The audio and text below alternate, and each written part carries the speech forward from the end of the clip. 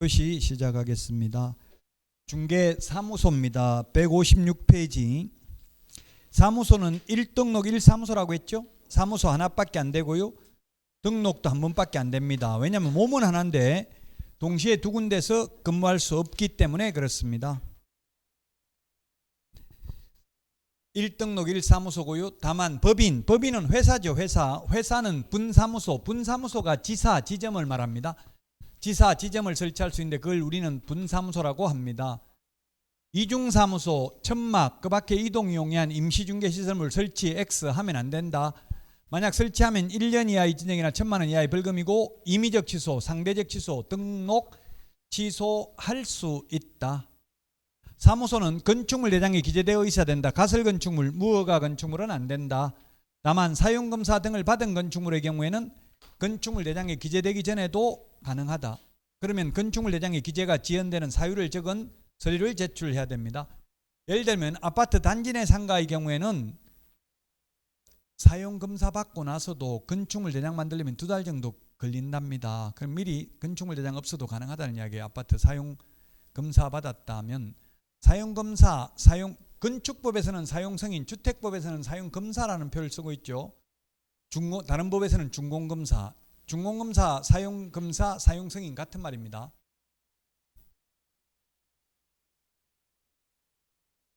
지금 그 인천에 그 금단에 뭐 왕릉 아파트, 소위 왕릉 아파트라는 거 준공검사 해주면 안 된다, 즉 사용검사 해주면 안 된다, 문화체청에서 이렇게 했는데도 결국 다 해줘버렸어요.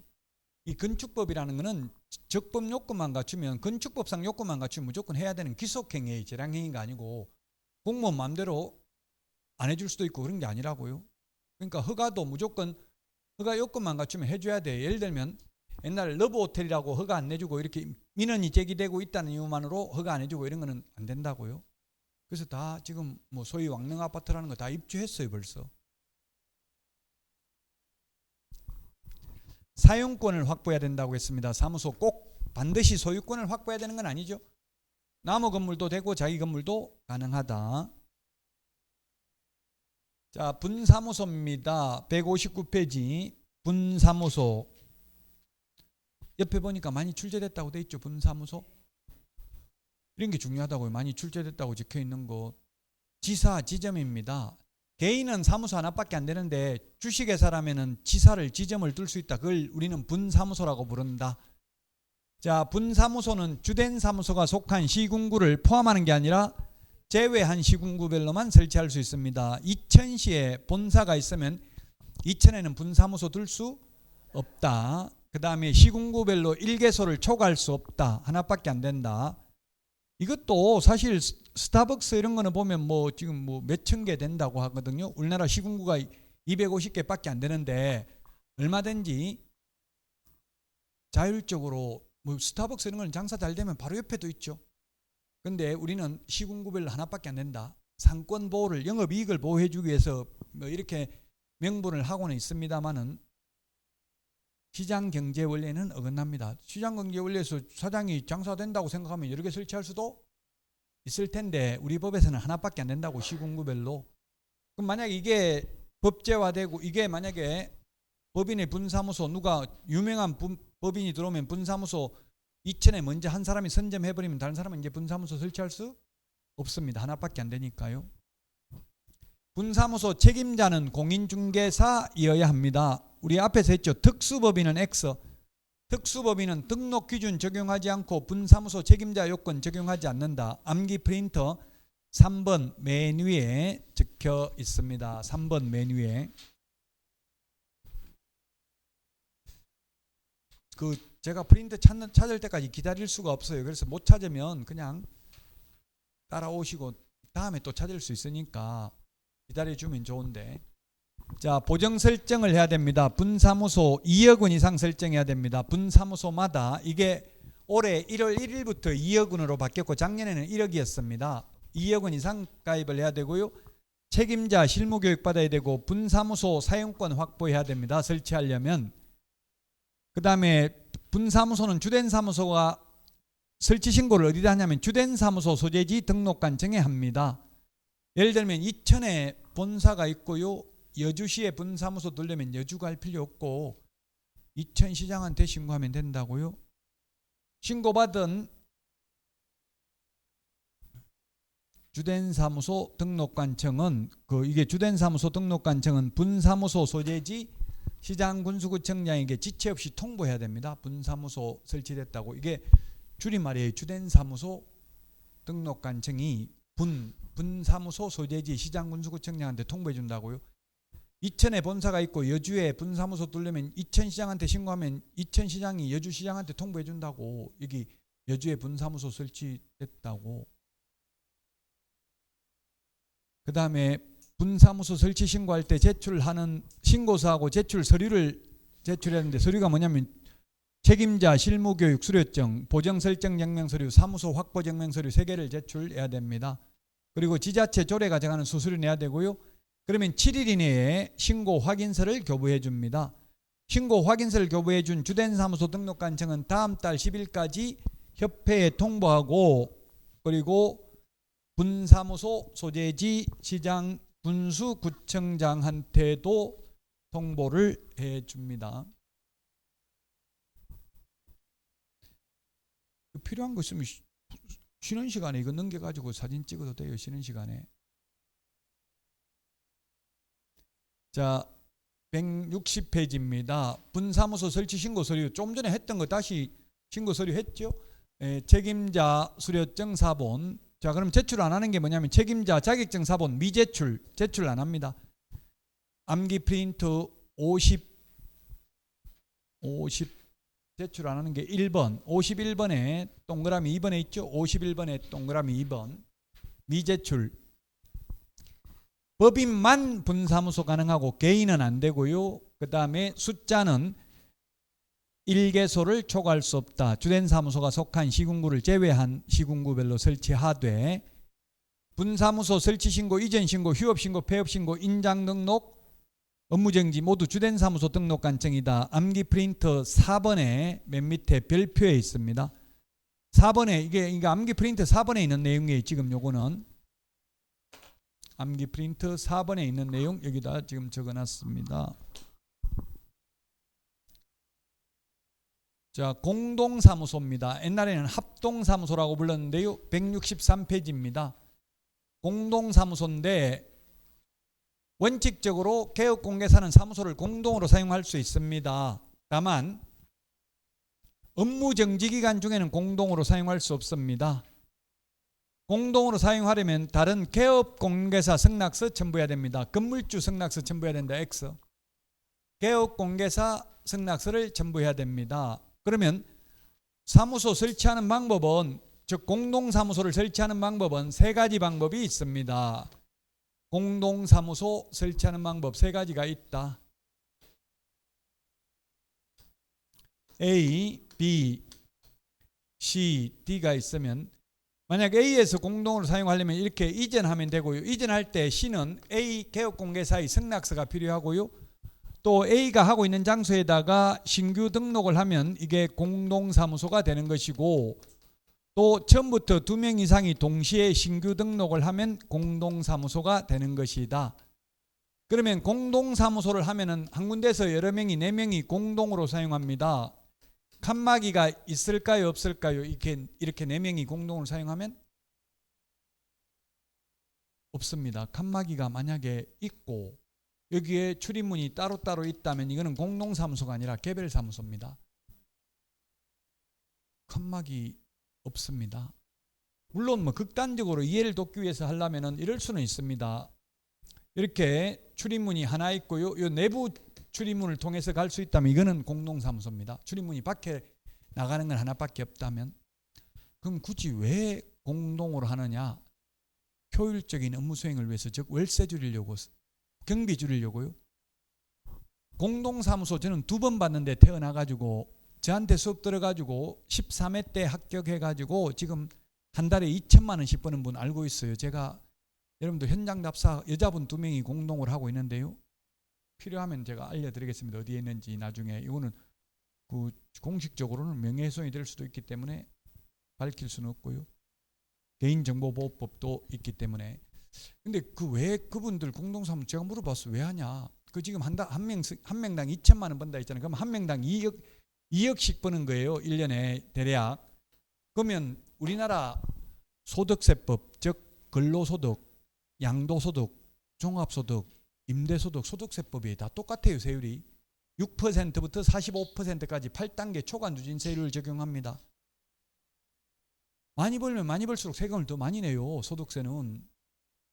그러니까 한 사람이 4억 번다는 것보다 2억씩 버는 게 세금 더 줄어든다고요. 그러면 아파트도 부부 공동명의로 하면 나중에 팔 때 양도소득세 2억 남았으면 부부 공동명의면 한 사람당 1억밖에 안 남은 거죠. 세율이 훨씬 줄어들어요.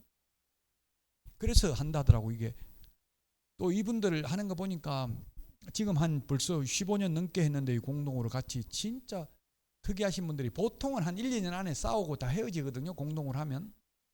근데 이분들 10년 넘게 하는 게 정말 신기해요. 쉽지 않아요. 그 공동을 하는 게. 부부 같이 공동을 하면 좋겠어요? 안 좋겠어요?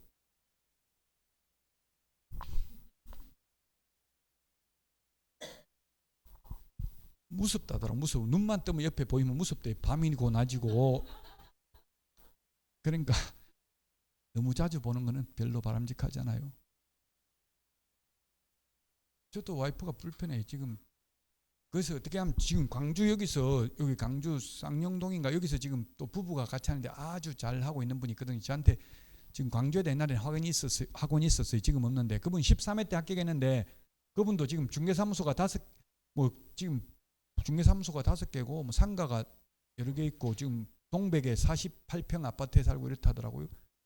그분도 공동을 하는데 저는 또 그 지금 사례인데 지금 아파트 단지에 남편은 자격증 못 땄고요. 나무 자격증 걸어놓고 하고 있고 부인은 여기 하고 있어요. 그 뭐 A, B 두 군데 하고 있다고. 이해돼요? 안 돼요? 아파트 단지 안에 부부가 공동이 아니라 따로 사무소 얻어놓고 한다고 바로 같이 같은 칸막이 있는 게 아니라 팍 다른데 이렇게 둘이 하고 있어요. 이해돼요? 안 돼요? 이게 월세 내면서 둘이 이렇게 하고 있는 게 저는 이해 안 되던데 여러분 돼요? 그 남편 하고 있는데 손님 남편은 자격증도 없잖아요. 손님 오면 저 앞에 저 부동산 저 여자분 잘하던데 착하고 속이지도 않고 저 한번 가보세요 이렇게 해요. 그럼 손님 그럼 이해되냐고 여러분들은 월세 내면서 안 되죠. 저는 이제는 이해되더라고. 그러면은 손님들이 다른 사람은 전부 다 저 앞에 가면 사기꾼이니까 나한테 해야 된다 이런 식으로 이야기하는데 또 앞에 가라고 하니까 얼마나 착해 보여요. 돈 벌 생각도 없고. 저 뭐 손님 오면 다 보내요. 여자분한테. 그 저는 참 이해가 안 되더라고. 근데 여기 아파트 단지가 한 400세대 정도 돼요. 이 광주가 보면은 개발을 못 해요. 광주는 상수원 수질 개선 및 주민 지원 등에 관한 상수원 보호구역, 뭐 수질보전 특별대책지역, 수변구역, 접도구역 13개 법률에 의해서 행위 제한을 하고 있더라고요. 그래서 신도시 개발을 못하고 있어요. 광주는. 그래서 산꼭대기마다 아파트가 있어요. 그 아파트 중개사무소가 딱 2개 있다고. 그럼 다른 사람 1개 더 들어올 수 있어요? 없어요? 지금 여기에 400세대밖에 안 되는데 못 들어오죠? 그러니까 독점이에요. 둘이만. 손님 오면 느긋하게 남편은 귀찮아가 저 앞에 가보세요 하고 맨날 바둑 두고 뭐 놀고 앉아가지고 자기 부인한테 다 보내요. 뭐 하는 게 없으니까 자격증도 없고 이런 식으로 하더라고. 근데 공동을 안 하는 거예요. 한 군데서 같이 근무 안 해요. 그러면은 또 하나 더 차리잖아요. 옆에 1개밖에 없다 생각하고 중개사무소 부부가 하더라도 여기 바로 옆에 하는 건 상관없어요.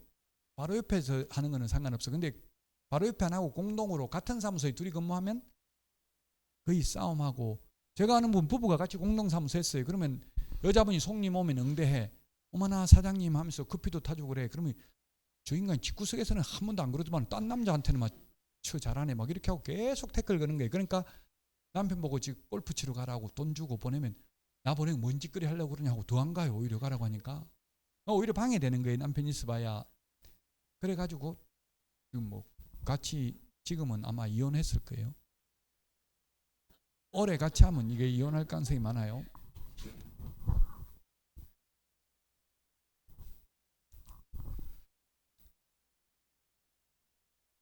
공동사무소 시험에 잘 나오지는 않고요. 현실적으로 거의 없으니까. 공동사무소는 모든 개업공개사가 공동으로 사용할 수 있는데 업무정지 기간 중에는 안 된다. 그리고 공동으로 사용하려면 그 사무소를 사용할 권리가 있는 다른 개업공개사 승낙서 제출해야 된다. 건물주 승낙서 아니고 그게 끝이에요. 시험에 나올 수 있는 거는. 자, 그 다음에 사무소 이전인데요. 이전은 이사 가는 건데요. 우리 이사 가는 거하고 똑같아요. 옛날에는 이사 가려면 전출 신고하고 전입 신고를 했잖아요. 옛날에는. 근데 지금은 전입 신고만 하죠. 마찬가지예요. 이것도 지금 사무소 이전도 이천시에 있다가 만약에 여주시로 옮겼다면 옮기고 나서 10일 이내에 사전에 신고하는 게 아니라 사후에 이전 후 등록관청에 신고하면 되고, 신고할 때 제출해야 되는 서류는 두 가지입니다. 등록증 원본, 분사무소라면 분사무소 설치신고 확인서 원본, 그 다음에 사무소 확보 증명서류. 여주에다 사무소 확보 증명서류 제출하면 여주시장이 이전 전 등록관청에 이전 등록 관련 서류를 송부해달라고 요청해야 되고요. 요청받은 이전 전의 등록관청이 지체 없이 이전 후의 등록관청에 송부해야 되는 서류는 세 가지입니다. 송부해야 되는 서류 세 가지다. 여기 세 가지. 등록대장, 등록신청서류, 최근 1년간 전과 기록도 송부를 해야 됩니다. 최근 1년간 행정처분 및 행정처분 절차가 진행 중인 경우 그 관련 서류를 송부해야 됩니다. 암기 프린트는 18번 맨 밑에 보면 있습니다. 송부하는 서류 18번 맨 밑에. 분사무소 이전하는 경우에는 주된 사무소 등록관청에 신고하고요. 분사무소 관련된 건 다 주된 사무소 등록관청이라고 했습니다. 처리기간 10일 이내에 신고를 하면 처리기간은 7일입니다. 처리기간은 7일. 주된 신고를 받은 처리기간 7일은 어디냐면 우리 교과서 162페이지 맨 위에 오른쪽 맨 위에 7일 동그라미 해놓으세요.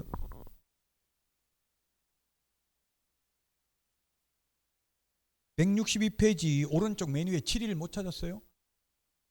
여기 7일 여기 있다고요. 못 찾아도 슬퍼하거나 노여하지 말라고 했죠. 처음에는 당연히 헤매고 무슨 말을 하는지 하나도 모르는 게 정상이에요. 외계어 듣는 것 같아. 외계어. 우리나라 말이 아니고 외계어.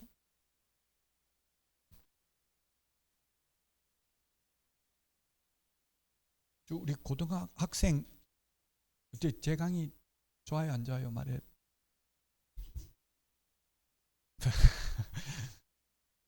학교에서는 안 자요. 학교 선생님 강의하면 안 주무시냐고. 잘 자요? 네, 근데 제가 앉아서 물어보는 거예요. 지금 학교에서 다 자야 되는데 지금 안 자고 너무 잘 듣고 있어가지고. 네.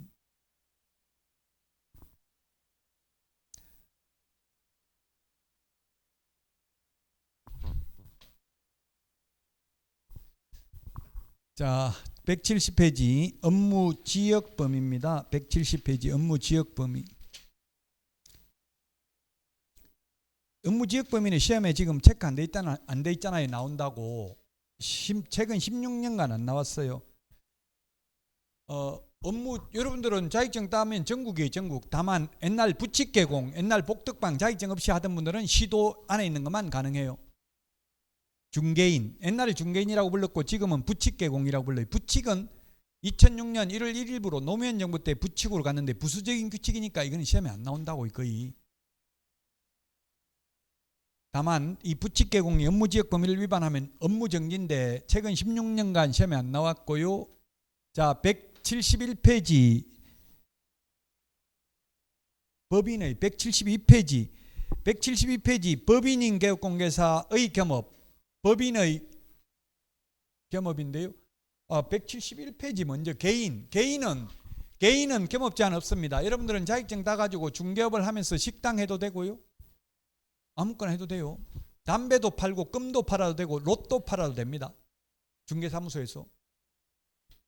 근데 지금은 담배는 사실 공인중개사법에 의해서 담배 못 파는 게 아니라 담배 판매법에서 이제 중개사무소에서는 안 된대요. 신규로는 안 된대. 옛날에 팔던 사람 계속 팔아도 되고요. 옛날 중개업소에서 담배 파는 거 봤는데요. 여러분 못 보셨어요? 네, 그래서 담배도 팔아도 됩니다. 끔을 팔아도 되고요. 편의점 같은 거는 담배 파는 거 어떤 분은 중개업을 하면서 제가 그 세탁소 하는 거 봤어요. 세탁소 그 1,000원인가 받고 이렇게 모아가지고 다른데 어디 주가지고 다시 세탁해서 하고 있잖아요. 그거 왜 하냐? 왜 하겠어요? 그 돈이 되겠어요? 안 되겠어요? 그 별로 돈 안 된대요. 1,000원 받고 해가 봐야. 근데 다른 이유가 손님들이 오다 보면 나중에 부동산도 그거 내놓는다고 보면 그것만 세탁소만 하는 게 아니라 부동산 하는 걸 아니까 편의점에서 그래서 담배를 팔잖아요. 담배 사러 왔다 보고 눈에 보이면 또 다른 거 먹을 거 막 사고 하죠. 홍보비 광고비 드려야 되는데 그냥 손님 오는 거 그게 광고라고 자꾸 이게 중개사무소가 있다는 걸 알리는 것 자체가. 그래서 담배도 팔면 좋고 뭐 세탁소도 하는 게 좋기는 하다는 분도 있는데요. 옛날에 시험에 그런 게 나온 적이 있어요. 이랬대. 초보자인 경우 월세도 벌기 힘드니까 담배 점포 이런 걸 해가지고 월세라도 보태는 게 좋다 이렇게 나왔어. 시험에. 그 O, X, O입니까 X입니까? O로 나왔어요. 옛날에 시험에는. 근데 저는 X 웬만하면 안 파는 게 좋다고 봐요. 제가 실무에서 그 담배 팔고 있으니까 담배 한 개 팔면 10% 정도 남는데요. 지금 한 5,000원 팔면 한 500원 남아요. 제가 팔 때는 2,000원인가 했어요. 담배. 그럼 200원 남았어요. 한 갑 팔면. 집은 한 채 팔면 200만 원 남아요. 담배 만 갑 팔아야 집 한 채 파는 거하고 똑같다고요. 근데 담배 팔고 있는데 아저씨, 손님하고 계약서 적으려는데 아저씨 빨리 담배 안 주고 뭐 하는데 하고 막 반말로 하거든. 열받아가지고 너 같은 놈한테 안 판다 이래가지고 싸움하다가 계약도 못 썼어요. 계약서도. 그러니까 웬만하면 담배 안 파는 게 좋아요. 사실. 근데 시험에 나오는 거는 초보자들은 월세도 못 번다고 했으니까 담배라도 팔아서 월세라도 보태는 게 좋다 이렇게 하니까 또 오라고 나온 적이 있는데 옛날에. 지금은 그런 거 시험에 안 나와요. 지금은 무조건 법조문에 있는 거 나온다고 그런 게 가치 판단을 하는 거, 윤리적 판단을 하는 거 이런 건 시험에 안 나와요. 요즘은. 그 개인은 겸업 제한이 없다. 근데 법인만 겸업을 제한한다고 6개만 할 수 있어요. 왜 그렇겠어요? 법인은 회사잖아요. 회사 차리려면 돈도 더 많이 드는데 기껏 회사 차려놓으니까 뭐 못하게 하고 개인은 해도 된다. 이건 이해가 안 된다. 이런 질문 많이 하시더라고요. 왜 그럴까 한번 생각을 해보니까 정부에서는 왜 그런지 말은 안 하는데요. 이거는 골목 상권을 보호하기 위해서 그렇습니다. 외국 대형 법인이 우리나라 진출해서 우리나라 개인 중개업소와 무한 자유 경쟁을 하면 우리나라 개인 중개업소 살아남을 수 없기 때문에 법인은 돈 되는 거는 못하도록 하고 있어요. 돈 안 되는 것만 할 수 있어요. 자, 그래서 상업용 건축물 및 주택 임대 관리는 가능한데 우리 지금 암기 프린터는 24번에 있는 내용이에요. 암기 프린터는 24번에. 임대업은 안 됩니다. 임대업을 해야 돈이 되잖아요. 월세가 고정적으로 나와야. 그 지금 구조로는 외국 법인이 없어요. 대형 법인이. 왜냐하면 잘못하면 외국 대형 법인이 들어왔다가 지금처럼 부동산이 안 되면 그 월급도 못 준다고 직원. 근데 월세를 고정적으로 받으면 월급 줄 수 있겠죠? 돈 내는 걸 못하게 하고 있는 거예요. 임대업은 안 되고 임대 관리 대행만 가능합니다. 암기 프린트 24번에 있는 거 그대로 지금 칠판에 적어놨습니다. 2번 부동산의 이용 개발 및 거래에 관한 상담업은 되는데 개발업은 안 됩니다. 개발업을 해야 돈이 돼요. 개발업이라는 것은 부가가치를 높이는 게 개발업이죠. 땅을 샀다 집을 지어서 팔아먹는 것도 개발업입니다. 어떻게 보면 전을 갖다가 대지로 용도 변경해가지고 땅만 그냥 더 비싸게 팔아먹는 것도 개발이죠. 어떻게 보면 그런 건 안 되고 요 땅 사가지고 개발하면 돈 됩니다. 알려만 줘야 된다고요. 개발에 관한 상담업만 가능하고 개발업은 안 된다. 개업 공인중개사를 대상으로 경영기법 및 경영정보 제공 프랜차이즈 가맹점업을 할 수 있는데 시험에 개업공개사 대신에 공인중개사 대상으로 X, 일반인 대상으로 X 이렇게 출제됐다고요. 출제될 확률 95% 이상입니다. 시험에. 지금 우리 교과서 72페이지 밑에 2번에 보니까 옆에 막 출제됐다고 적혀 있죠. 이런 걸 공부해야 된다고. 최근에 자주 나왔던 거, 최근 5년 이내에 나왔던 걸 공부해야 된다고요. 95% 이상 출제입니다. 주택, 상가, 분양 대행 가능합니다. 주택, 상가 분양 대행은 가능한데 토지 분양 대행, 택지 분양 대행 안 되고요. 분양업도 안 됩니다. 분양 대행업만 됩니다. 분양업이라는 거는 뭐냐면 내가 지어서 내가 분양하는 게 분양업입니다. 그게 돈 낸다고 50% 이상 남는데요. 분양만 다 돼버리면. 분양 대행업은 남이 지어놓은 것, 분양 대행업을 하면은 지금 아파트 같은 경우는 100만 원에서 300만 원 정도 주고요. 빌라 같은 거는 통상 500만 원 줍니다. 소위 MGM MGM. 제가 2000에는 전화해 보니까 MS가 아니고 MGM이라고도 인터넷 치보면 나옵니다. 멤버스 겟 멤버스 이걸 주고요. 그다음에 2000에는 빌라 하나 신축 빌라 중개하면 R 20개 준다 이렇게 하더라고. R 20개. 왜냐면 손님들 모르게 하려고 그러죠. 손님들 내 끌고 가가지고 저거 몇 천만 원 받아 먹는다 하면은 눈이 뒤집어질 거 아니에요. 손님들이. 그러니까 손님들 몰래 하려고 R 20개 준다. 이게 뭐예요? 지금 빌라 하나 소개하면 전원주택 하나 소개하면 R 20개 준다. 2천만 원 준다는 이야기. R 한 개가 100만 원이에요. R이 리베이트예요. 저한테 배웠다는 말 하지 마세요 이거. 알면 기분 나빠한다고요 이런 거. R 치봐요. 아마 2000에는 R 20개 준대. 지금 빌라 사기 많이 나오잖아요 뉴스에. 그 빌라 사기가 뭐냐 하면 2억짜리 지금 2억에 팔려고 분양하려고 했는데 분양이 안 되는 거예요. 그럼 2억 2천, 2억 5천에 전세 세입자를 드리는 거예요. 사람들이 심리적으로 사라고 하면 2억도 안 사. 왜냐하면 샀다가 나중에 팔기 힘드니까. 근데 2억 5천 전세 들어가는 건 뭐 주인 내주겠지 하고 어차피 뭐 묶인 나중에 받아 나오는 돈이니까 들어가 버린다고 쉽게. 그러면 2억 5천 전세 세입자 하나 데리고 오면 2천만 원을 줘요 개업공개사한테. 그러면 개업공개사가 또 그걸 갖다가 이제 그래놓고 명의를 넘겨버린다고. 세입자 들어오고 나면 그 소유자 명의를 넘겨버려 다른 사람한테. 명의를 넘기면 사는 사람한테 오히려 돈을 줘요. 한 1,000만 원, 2천만 원 받은 거에서 1,000만 원을 주고 명의를 넘긴다고 매수인한테. 취득세 내고 이렇게 하라고. 그러면 돈 한 푼도 없는 사람 지금 빌라왕 건축왕이라고 하는데 빌라왕이 지금 왜 죽었겠어요? 돈이 한 푼도 없고 세금만 내는 거. 오히려 돈 받고 산 거예요 집을. 자기 돈 내고 산 게 아니고. 명의만 따는 거예요 명의만. 그런데 지금 종부세가 80억 나오니까 미치는 거 아니에요. 돈 하나도 없고 그냥 오히려 순수한 젊은 청년이더라고. 그 죽은 빌라왕이 지금 나이가 어려요. 20대인가 그래요. 20대인가 30대인가 지금 나이가 젊다고. 명의만 받은 거예요 명의만. 바지 사장 되는 거예요. 바지 사장 좋아요 안 좋아요? 책임만 지는 거예요. 바지 사장 권한은 아무것도 없고 책임만 지는 거라고요. 그게 빌라 사기 이런 게 생기는 거라고.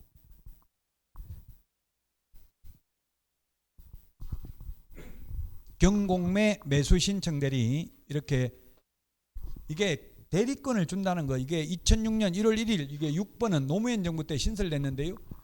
법률행위 대리를 업을 하는 거는 변호사만 가능합니다. 지금 그 당시는. 근데 지금은 법무사도 가능하고 개업공개사도 가능해요. 옛날에 2006년 1월 1일 되기 전에 2005년도 지금 인터넷에 검색하면 경매 브로커 변호사법 위반으로 구속 이런 거 많이 나와요 뉴스에. 그게 뭐냐면 개업공개사가 입찰 대리하면 변호사법 위반이었어요. 경매 브로커였어요 옛날에는. 근데 지금은 합법적으로 가능하다. 이건 노무현 정부 때 개업공개사에게 공신력을 인정해 준 거예요. 사기꾼한테 대리 맡길 수 있어요 없어요? 사기꾼이 아니고 전문 직업인이라는 걸 인정하는 거예요. 대리권을 맡기면 대리행위의 효과는 본인에게 기속되잖아요. 예를 들면 1억에 낙찰 받아주든 2억에 받아주든 3억에 받아주든 그건 고스란히 피해는 주인한테 가는 거죠. 본인한테. 그 사기꾼한테 대리하라고 맡길 수가 없잖아요. 네 맘대로 알아서 금액 써내라고 할 수가 없잖아요. 그 전문 직업인으로 인정한 획기적인 제도라고요. 이걸 실제 많이 하고는 있지 않지만 대리권을 줬다. 176페이지 고용인입니다.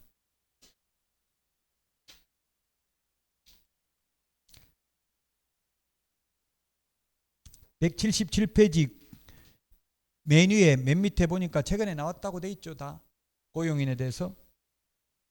178페이지도 나왔고요. 그 고용인 전체에 대해서는 무조건 한 문제 나온다고 봐야 되겠죠. 지금 소제목에 나온다고 돼 있으니까. 고용 인터넷에 어떤 분이 질문했는데 고용인하고 사용인하고 어떻게 다릅니까? 묻던데 옛날에는 사용인이라고 불렀어요. 그런데 지금은 고용인. 고용인이 직원입니까? 사장입니까? 직원이에요. 고용자 사장님. 놈자자가 붙으면 사장입니다. 참 재미나는 게 옛날 이명박 전 대통령이 그 헌법에는 보면 대통령 당선자라고 돼 있고요. 공직선거법에는 보면 당선인이라고 돼 있어요. 그럼 이명박 대통령 인수위원회에서 놈자자 듣기 싫으니까 당선자라고 부르지 말고 대통령 당선인이라고 부르라고 했어요. 그 뒤로는 지금 대통령 당선인이라고 불러요. 근데 사람 인자가 붙으면 직원이고 놈자자가 붙으면 사장이라고요. 고용자, 사용자는 사장이고 고용인, 사용인은 직원이에요.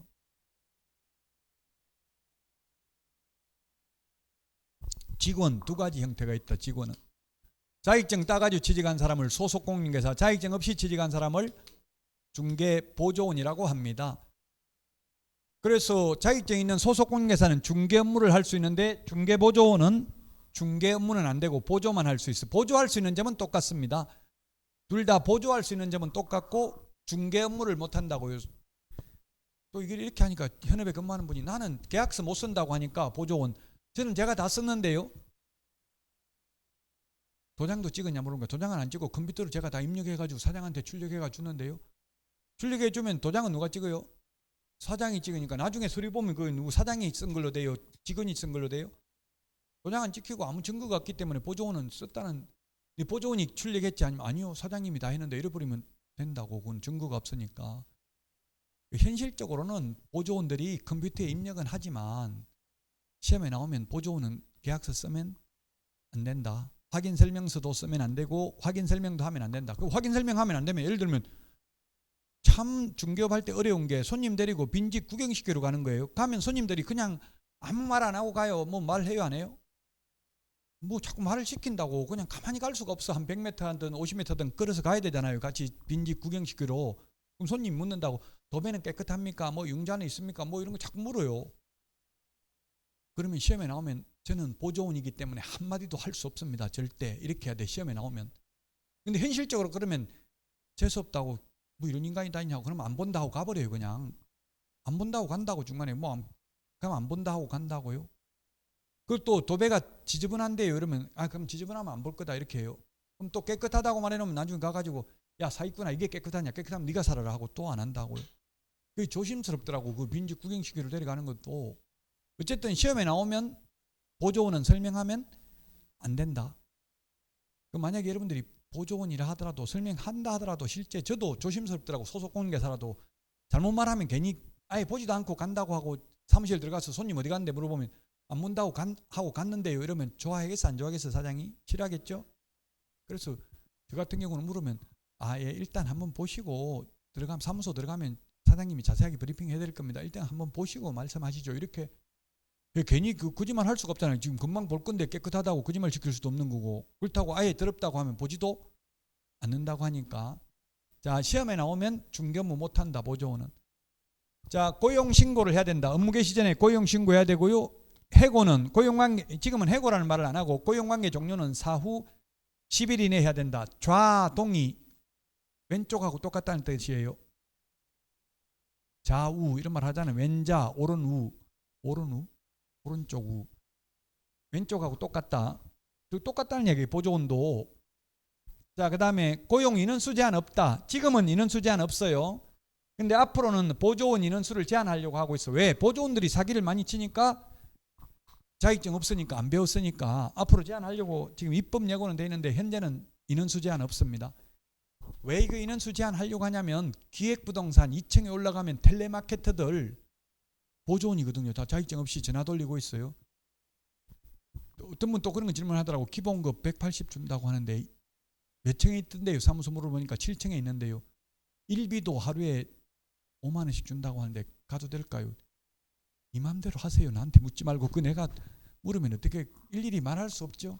그거 하면 기획부동산이에요. 텔레마케터를 한다고 전화해가지고 그러면 180만 원 기본급 주니까 좋을 것 같죠. 계약 못하면 그만둬야 돼. 한 달 하기 전에 바로 잘릴 수도 있어요. 그럼 전화 돌린 거 어떻게 하냐면 전부 다 리스트 주든지 아니면 그냥 하라고 해가지고 한 거 업무 보고 하라고 그래. 어디 전화했는지 전화하는데 다 전화번호하고 이름 몰라도 전화번호 다 적어서 내라 하고 그러지. 그냥 돈 주는 거는 아니라고요. 그러면 굉장히 스트레스 받고 옆에. 그런데 해보니까 저도 위장 취업 해가지고 근무해봤어요. 하니까 한 건 하면 10% 줘요. 기획부동산에는 수수료를 10% 준다고. 그럼 1억짜리 하나 하면 1,000만 원을 현금으로 5만 원짜리 해가지고 쟁반에 담아가지고 신건 새 돈 가지고 이렇게 줘요. 상을 꽃다발하고 하나. 그럼 막 박수치고 그래. 그럼 받은 사람은 또 밥 사고 그래 그날.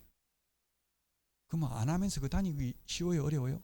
계약 안 하면서 못 다니니까 할 수 없이 내가 한 건 한다고. 아니면 친인척 걸로 한 건 하는 순간 이제 못 팔아요. 영원히 산꼭대기에 있는 거 이런 거 개발도 안 되는 걸 중개해야 되니까. 중개가 아니라 분양받아야 되니까. 지분으로 분양받는다고. 공유 지분으로 몇 분은 몇 이렇게 해가지고.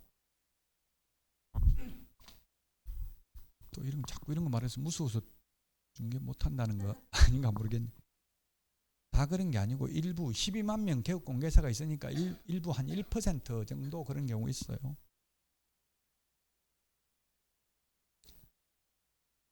자, 업무상 책임입니다. 고용인하고 직원하고 사장은 직원 결국 이게 무슨 말이냐면 직원이 잘못해서 손해 입히면 직원하고 사장하고 공동 책임이고요. 사장이 잘못해서 손해를 입혔으면 사장만 책임 있고 직원 책임은 없다는 뜻이에요. 소속 공개사 되려면 실무 교육 받아야 되고 보조원은 직무 교육 받아야 되고요. 지금 이게 중개업무예요. 중개업무 이게 중개업무 할 수 있고 인장 등록은 중개업무 아니고 확인 설명 계약서 작성 이게 중개업무 했으면 서명 날인해야 되고요. 보조원은 서명 날인 업무 없습니다. 인장 등록도 소속 공인중개사만 인장. 왜? 중개보조원은 도장 찍을 업무가 없으니까 인장 등록할 필요도 없습니다. 자격증 따가지고 취직한 사람이 소속 공인중개사, 자격증 없이 취직한 사람을 중개보조원이라고 한다. 차이점은 자격증 있고 없고 중개업무 하고 못하고 차이점이 있다. 이 정도만 기억해도 됩니다. 186페이지입니다.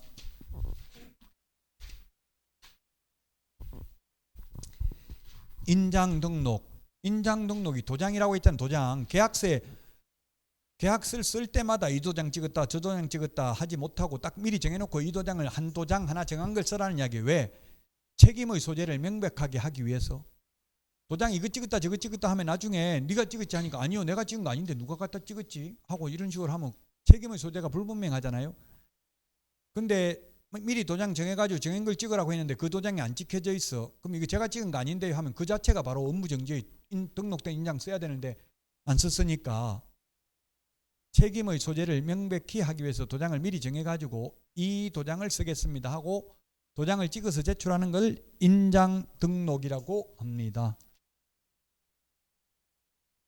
그 190페이지 서식에 오른쪽 밑에 등록 인장 인이라고 적혀져 있죠. 박스 안에 190페이지 맨 밑에 오른쪽에 등록 인장 인 적혀 있잖아요. 거기다가 빨간 도장 찍어가지고 제출하면 그게 인장 등록이에요. 물론 뭐 빨간 도장 빨갛게 나오게 찍어라 이런 법은 없어요. 근데 흔히 보면 도장은 다 빨간색으로 찍히죠. 보통 보면 시험에 뭐 빨간색 도장이어야 한다 그렇게 출제되지는 않습니다. 또 어떤 분들 뭐 인터넷 질문하는 거 보니까 한글만 됩니까? 한자는 안 됩니까? 묻던데 그런 말 없어요. 일본말이든 한자든 한글이든 그건 정해진 거 없다고요. 대부분 한글 아니면 한자를 적겠죠. 또 어떤 분들은 네모난 도장 해야 됩니까? 동그란 도장 안 됩니까? 뭐 그런 거 규정 없어요. 다 돼. 네모난 것도 되고 동그란 것도 되고 다 상관없어요. 법인의 경우 상업등기규칙에 의해서 신고한 법인의 인장을 등록해야지. 법인 대표자 X 자연인 인장이 아니라 법인 인장. 법인도 법적으로 사람이에요. 법인 인장이 있어요. 자연인은 숨을 쉬는 사람, 법인은 법적으로 사람. 법인 대표자 인장이 아니라 법인의 인장을 등록해야 되고요. 그 다음에 분사무소는 법인의 대표자가 보장하는 인장을 등록할 수 있습니다. 안 할 수도 있고요. 안 하면 주된 사무소 걸 가져다 써도 되고, 개인은 크기가 7mm 이상 30mm 이내의 인장이어야 합니다. 30mm 너무 큰 거 아닙니까? 3cm에 30mm가 그냥 보통 도장 크기입니다. 근데 법인은 법인 인감도장이어야 되니까 크기 제한 없어요. 그냥 인감도장이면 됩니다. 개인은 인감도장이 아니라도 되거든요. 그냥 막도장도 가능합니다. 등록관청 시군구에 등록을 해야 되고요. 개인은 도장을 찍어서 제출하는데 법인은 인감증명서 제출을 해야 됩니다. 왜냐하면 인감도장이어야 하니까. 등록인장 변경등록 7일 이내입니다. 부천에서 저한테 수업 들어가지고 저하고 이름도 똑같은 박용덕 공인중개사 사무소가 있어요. 인터넷에 하면 박용덕 공인중개사 사무소 치면 부천에 나올 거예요. 저 나오면 깜짝 놀라요. 저 이름하고 똑같아가지고. 그분이 자주 전화를 하는데 지금 도장 찍어야 되는데 계약은 당장 써야 되는데 도장 분실했는데 이거 어떻게 하면 됩니까? 묻더라고. 또 그것도 일요일이에요. 일요일날. 일요일 날 계약서를 지금 써야 되는데 당장 근데 도장은 무실했는데 이거 다른 도장 찍어도 괜찮겠습니까? 그 사람은 철저하게 법을 지키려고 노력하는 분이에요. 되게 정직하더라고. 그 직원 근무했는데 지금 맨날 놀았는데도 퇴직금을 800만 원이나 줬더라고. 지금 그만두면 듣는데 원래 퇴직금 줘야 되는데 중개사무소에서 내가 퇴직금 받아봤다는 소리 못 들었거든요. 근로기준법상은 주는 게 맞아요. 그분은 퇴직금까지 다 줬더라고요. 1년 근무하면 한 달 평균 임금은 줘야 되잖아요. 최하 법에 근로기준법에. 그분인데 그래 묻더라고. 그래서 제가 당장 계약서는 써야 되는데 그렇다고 인장 등록 못 한다고 내일 월요일 날 해야 된다고 내일 월요일 날 계약서 쓰러 오세요 하면 와요 안 와요? 올 수도 있고 안 올 수도 있어요. 어떻게 될지 몰라. 내일이라는 거는 또 뭔 변심하고 집에 가서 뭐 이기저기 말하다 보면 안 한다 할 수도 있죠. 계약. 어쨌든 계약한다고 하면 빨리 할 수밖에 없어요. 그래서 일단 그러면 오늘 계약서 다른 도장 가지고 찍고 그 도장 가지고 가서 내일 변경 등록하면 뭐 될 겁니다 하는데 괜찮을까요? 그 사이에 무슨 사고 안 날까요? 뭐 그 정도로 신경 쓰는 분이에요. 어떻게 할 거예요? 지금 일요일날 등록한 정 시군구에 문도 안 열어놨는데 그렇다고 내일 변경해가지고 계약서 써야 됩니다 하면 손님 또 변심할 수도 있잖아요. 집에 가면 7일이네. 그래서 이 7일이라는 거는 꼭 7일 있다 변경 등록하라는 게 아니라 민원인의 편의를 위해서 둔 기간이지 바로 사용하려면 즉시 변경 등록한 후 사용하면 될 것입니다. 이렇게 유권 해석을 하고 있어요. 꼭 7일 있다 등록하라는 뜻은 아닙니다.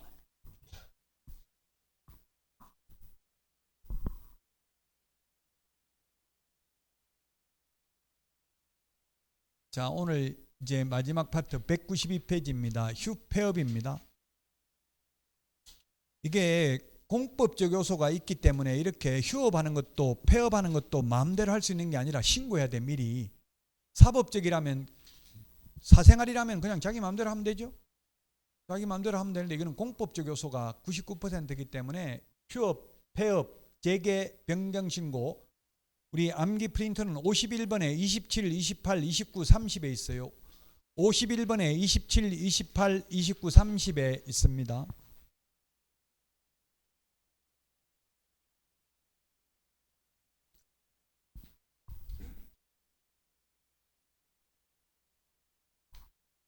찾았어요? 27, 28, 29, 30.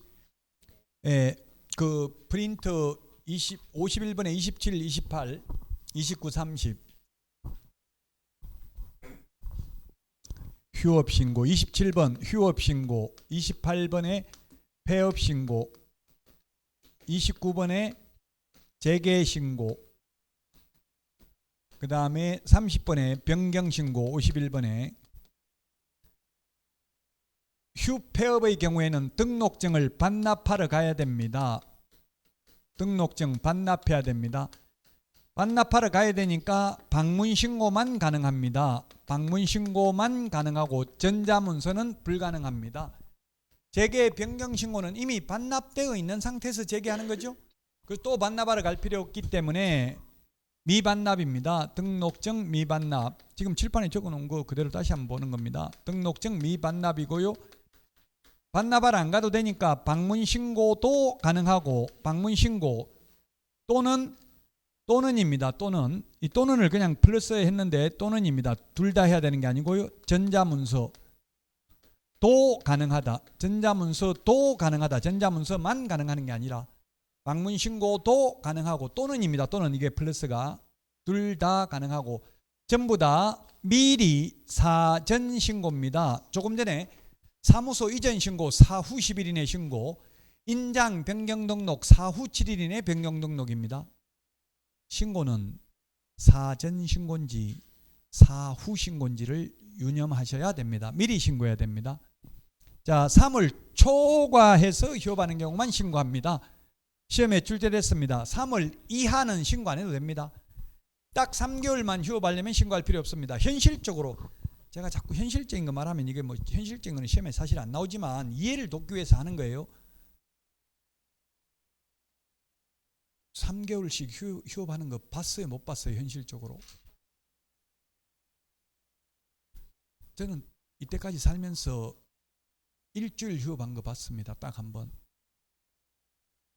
그 휴업하면 휴업한다고 출입문에 써붙여요? 안 써붙여요? 현실적으로? 현실적으로 써붙여요. 법적으로는 써붙일 의무는 없어요. 손님 받으려고 심지어 식사하러 간 점심시간도 붙여놨어요. 핸드폰 번호 적어놓고 식사 중 뭐 이런 거 적어놨어요. 법적으로는 그런 거 식사 중 써붙일 필요 없어요. 손님 받으려고 써붙이는 거잖아요.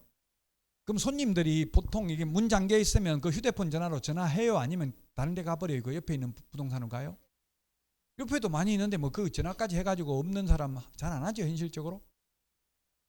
그래서 현실적으로는 휴업하는 사람 없습니다. 그냥 이론적으로만 존재해요. 왜 이론적으로만 존재하냐면 이게 장기간 휴업을 하면 개업공개사 통계에서 지워야 되거든요. 현실적으로 3개월 이상 한 사람 한 명도 없다고요. 왜냐면 3개월 이상 휴업하려면은 3개월 동안 월세 계속 내야 되잖아요. 문 닫아놓고 월세 내야 되고, 우리 학원 3개월 동안 강의 안 하다 그 이후에 강의한다고 하면 손님 와요, 안 와요? 우리 가게 가보고 식당도 마찬가지잖아요. 3개월 문 닫았다가 몇 번 갔는데 계속 문 닫아놓으면 그 다음부터 가요, 안 가요? 안 가죠. 손님 다 끊긴다고요. 그래서 휴업하는 사람 없다고. 만약 아파가지고 휴업할 일이 생기면 권리금 받고 넘긴다고. 장사 잘 되는 것처럼 해가지고 권리금 못 받으면 보증금이라도 빼고 넘겨야 되겠죠.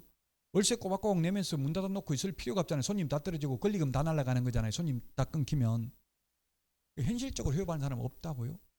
이론적으로만 지금 존재하고요. 자, 어쨌든 3개월 이하 휴업하려면 신고할 필요 없습니다. 한번 휴업하면 6개월만 할 수 있습니다. 6개월 초과 X 안 된다, 원칙. 6개월 안 되는데 예외적으로 병원에 입원하는 경우, 군대 가는 경우, 학교 가는 경우, 임신, 출산. 지금 우리나라 이대로 가다가는 200년 후 멸망한대요. 그 지금 국민연금도 개혁하려고 하는 게 자꾸 사람은 안 태어나고 죽어야 되는데 죽진 않고 오래 살고 이러니까 이게 재앙이잖아요. 돈 없는데 100살까지 사는 것도 고통스럽죠. 재앙이죠.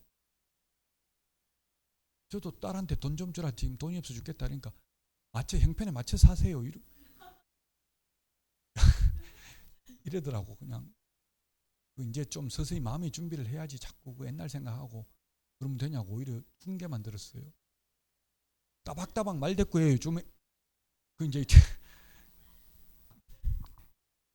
우리가 생각할 때는 말대꾸 한다 하는데 그 사람들 젊은 세대 입장에서 보니까 완전 우리를 꼰대, 하여튼 그렇게 생각해. 서로 생각이 다르더라고요. 그러니까 지금 빨리 많이 태어나야 되니까 임신 출산 때문에 농지법에서도 임신 출산하면 임대차도 가능하고요. 여기서도 임신 출산하면 6개월 초과할 수도 있고요. 올해부터 태어나면 뭐 얼마 75만 원인가 얼마씩 부모 수당 준다고 하죠.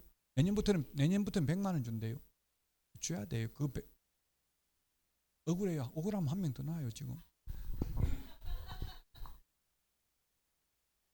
네? 그 돈 안 받고 안 논다고.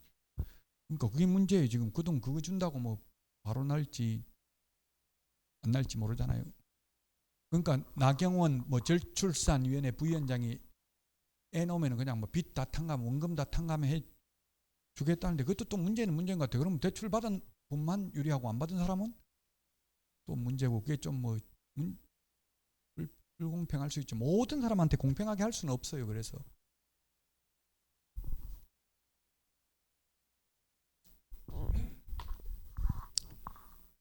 그렇게 하다가 그만두셨잖아요. 지금은 이제 뭐 그것도 못하게. 나경원 그 부위원장하고 저하고 동기예요. 나이가 똑같다고. 학교는 그분은 서울대 나왔고 저는 서울대 못 나왔고. 서울법대 82학번이 지금 우리나라 원희룡 장관, 나경원 부위원장 많아요. 굉장히. 조국 전 법무부 장관 이런 분들이 저하고 다 동기들이에요. 안철수 의원은 저하고 고등학교 저 1학년 때 3학년이었어요. 고등학교 때 같은 학교.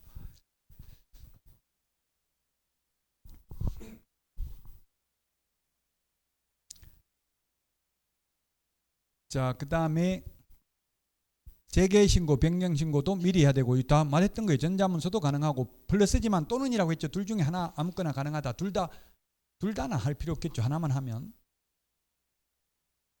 재개신고를 받은 등록관청은 반납받은 등록증을 즉시 반환해야 됩니다. 등록증이고 분사무소인 경우 신고 확인서입니다.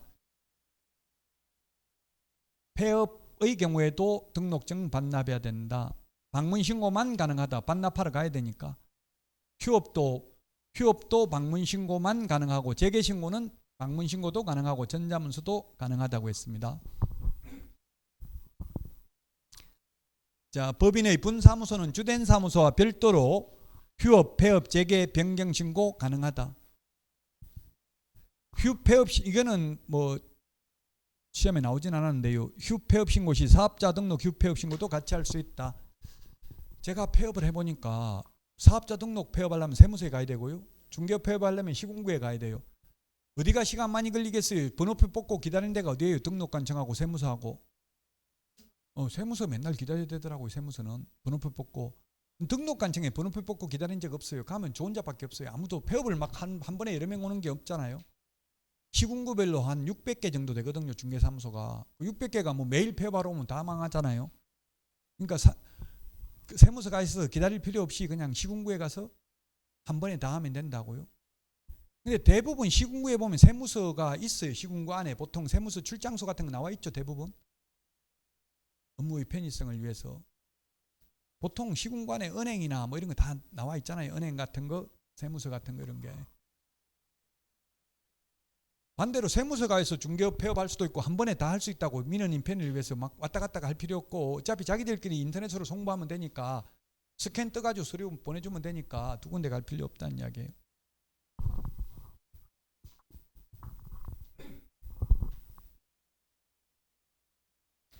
오늘 했던 내용입니다.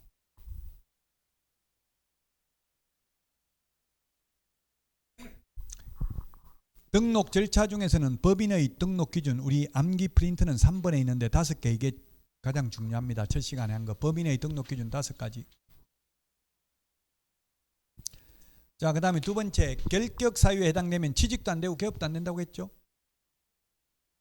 우리 학생은 자격증 따도 당장 개업은 안 돼. 19세 돼야 개업 가능해요. 지금 만 몇 살이에요? 17세? 네, 17세면 자격증 따가지고 또 어떤 분이 몰래 취직하면 안 됩니까? 이렇게 하던데 몰래 하면 안 들키면 되죠. 시험에 몰래 해도 된다 이런 건 시험에 나와요? 안 나와요? 안 나와요. 몰래 살인하고 안 잡히면 처벌 안 받는다 그런 거 시험에 안 나오겠죠. 드라마 보면 나중에 결국 다 적발되잖아. 지금 악행을 한 것들 나중에 보면 다 들통나죠.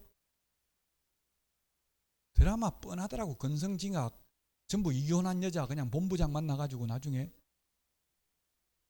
잘 살고 다 정해져 있잖아요. 답이. 왜 그렇게 했어요? 전부 다 이혼녀가 보통 본부장 만나더라고. 요즘 스토리가 보면.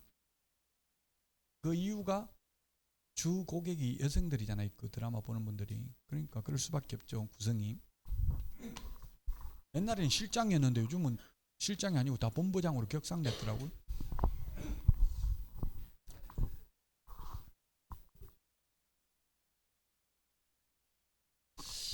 취직하고 개업할 수 없는 결격 사유입니다. 이것도 시험에 반드시 나오고요. 중개사무소도 반드시 나오는데 중개사무소에서는 분사무소, 지사, 지점, 공동사무소 이런 게 있었고요. 겸업제한은 법인의 겸업제한이 중요하다고 했어요. 법인은 6가지밖에 안 된다. 개인은 여러 가지를 할 수 있다. 껌을 팔든 뭐 담배를 팔든 과자를 팔든 상관없다. 고용인, 직원이다. 직원 고용하면 업무 개시 전에 신고해야 되고 고용관계 종료되면 그만두면 10일 이내에 신고해야 된다. 소속관계사는 중개업무하거나 보조할 수 있고 보조원은 보조밖에 안 된다. 인장 등록, 도장, 미리 도장을 찍어서 제출해야 되는데 개인은 7mm 이상 30mm 이내의 실명 도장해야 된다. 아바타, 닉네임, 예명, 가명은 안 됩니다. 이 학원 강사들이 이름 바꾸는 가명, 예명 많이 써요. 저도 예명 한번 썼었어요. 15년 전에. 그랬더만 인터넷에 야 사기치냐 왜 네 이름도 못 쓰냐 이렇게 자꾸 댓글 올라와가지고 다시 원상복구 시켰어요. 저도 헷갈리더라고요. 이 정책성 혼란을 느껴요. 이름을 자꾸 예명 부르니까. 그 닉네임 예명 안 되고요. 아바타 안 되고 실명 도장이어야 합니다. 실명 도장이면 꼭 인감 도장일 필요 없습니다. 개인은. 법인은 법인 인감 도장이어야 합니다. 휴업, 폐업, 재개, 변경 모두 미리 신고해야 됩니다. 사전 신고입니다. 휴폐업은 등록증 반납하러 가야 되니까 방문 신고만. 재개 신고, 변경 신고는 방문 신고도 가능하고 전자문서도 가능하다. 한 번 유업하면 6개월을 초과할 수 없다. 임신, 출산 등 부득이한 사유가 있으면 6개월 초과할 수 있다.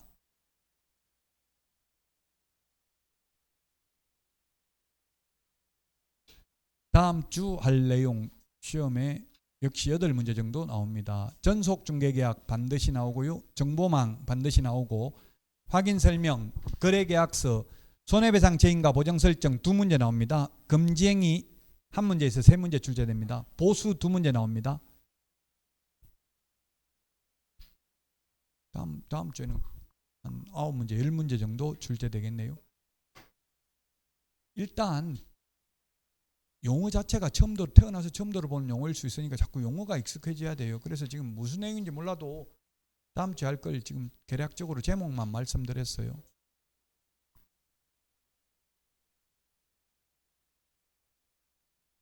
여기까지 하고 쉬었다가 문제 풀도록 하겠습니다. 문제 안 풀어봤으면 빨리 풀어보시기 바랍니다.